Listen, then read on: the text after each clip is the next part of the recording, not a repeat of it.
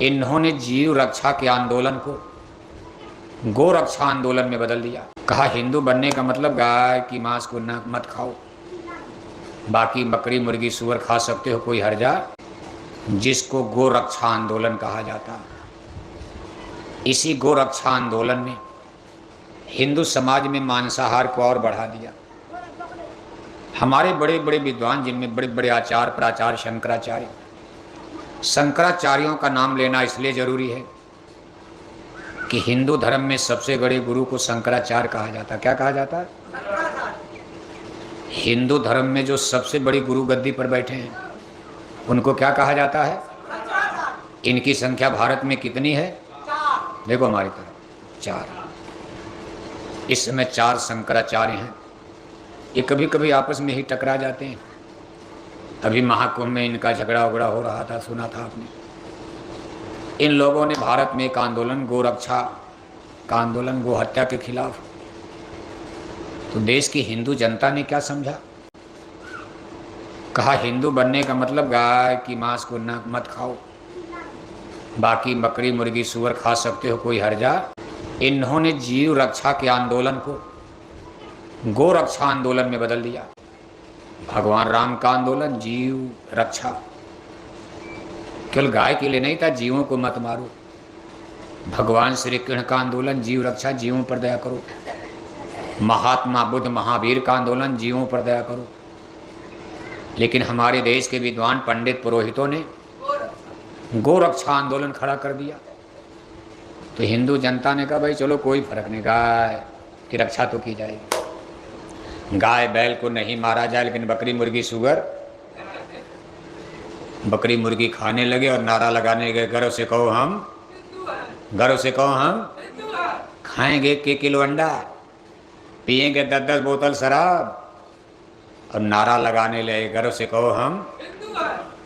दिन भर बोले जय श्री राम जय श्री राम जय श्री राम, और शाम को लिया 200 ग्राम टनाटन हो गए। दिन भर राम राम, साहब को 1 किलो अंडा खा रहे, 10 बोतल शराब पी रहे, और नारा क्या लगाने लगे, गर्व से कहो हम,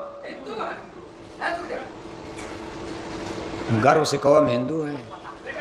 अंडा खाने वाला भी गर्व से कहो हम, बकरी मुर्गी की मांस खाने वाला गर्व से कहो हम, गांजा पीने वाला गर्व से कहो हम, शराब पीने वाला गर्व से कहो हम। इसका परिणाम क्या निकला? भारत में हिंदू मुसलमानों में दरार पड़ गई।